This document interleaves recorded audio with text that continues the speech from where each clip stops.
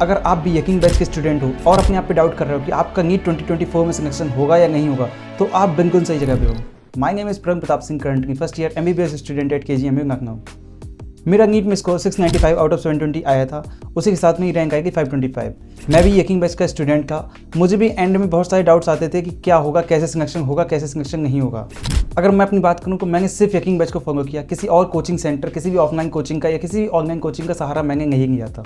अगर मैं अपनी बात करूं, मैं भी यकीन बैच का स्टूडेंट था। मुझे भी डाउट होता था कि मैंने जितना टीचर्स ने पढ़ाया, मैं पढ़ तो लिया, क्या उससे सिलेक्शन हो जाएगा, क्या वो सफिशिएंट है कि नहीं है। तो मैं आपको बताता हूँ, मेरा इस टाइम तक आते आते मेरा सिलेबस कंप्लीट हो चुका था।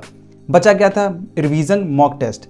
रिवीजन की बात करें तो रिवीजन की पहले बात करते हैं फिजिक्स का रिवीजन कैसा किया। फिजिक्स के रिवीजन की बात करें तो जो MR सर, जैसे मैंने MR सर से पढ़ा था, MR सर ने जितना कराया मैं करता गया। एंड में आते आते मैंने कुछ एक्स्ट्रा नहीं किया। जो MR सर ने एक्स्ट्रा शीट्स दी थी वो शीट्स की, उनके सोल्यूशन नेक्स्ट डे आ जाते थे या फिर उसी वीक के अंदर आ जाते थे। वहाँ से सोल्यूशंस देखे, जहाँ पे मिस्टेक मिली उसको नोट कर लिया, इतना कर लिया, ठीक है। और बात करी जाए, अगर मुझे किसी चीज़ का रिवीजन करना होता था, उसी टाइम पे उम्मीद बैच स्टार्ट हो गया था। तो जैसे मैं बताऊं, उम्मीद बैच में भी MR सर ने पढ़ाया था। मैंने जिससे बैच यकीन बैच से पढ़ा था, वहाँ पे MR सर ने पढ़ाया था। तो मुझे रिवीजन करना होता था, जब MR सर उस पर रिवीजन करवाते थे उम्मीद बैच पर, वहाँ पे जाके मैं पूरा रिवीजन कर लेता था। अब बात करें बायो की, तो बायो का रिवीजन मैंने कैसे किया? बायो का रिवीजन के लिए मैंने NCERT को ही फॉलो किया, कोई एक्स्ट्रा चीज़ें फॉलो नहीं की। NCERT का बार बार रिवीजन किया, जितनी बार हो सकता था उतनी बार रिवीजन किया।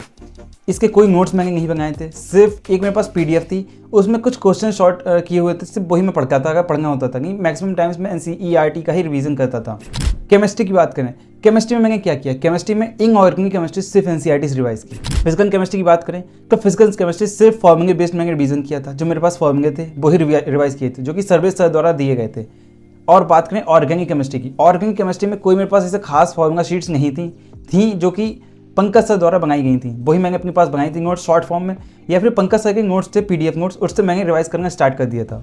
अब बात करें मॉक टेस्ट की, तो एंड में आते आते जिस बच्चों के मार्क्स 670 680 प्लस आ रहे थे, उनके लिए एक नया बैच बनाया गया था। जैसे मेरे मार्क्स 670 680 690 क्रॉस कर रहे थे, तो वहाँ पे हम लोगों का एक नया बैच बनाया गया था, नीट पावर हाउस। उसमें जो कि स्टार टीचर्स थे, उनके द्वारा बनाए गए मॉक टेस्ट पेपर थे, उसमें असर्शन रीजन सब पहले से अच्छा दिया हुआ था। तो उनको हम जब भी दिया जाता था, एक टेस्ट पेपर आता था जो कि एक मॉक टेस्ट होता था, एक प्रीवियस ईयर पेपर। उस तरीके से मैंने पर डे एक क्वेश्चन पेपर किया था। तो मैक्सिमम मैंने 30 या 35 क्वेश्चन पेपर किए होंगे, बस उसी से ही मेरा मॉक टेस्ट का पूरा हो गया था। अब आपको फिर से डाउट आ रहा होगा, क्या मैंने जो सर ने पढ़ाया है अभी तक वो सफिशिएंट है, क्या उससे मेरा सिलेक्शन हो जाएगा? मैं आपको बता दूं, आप कोई अपने आप पर शक मत करो।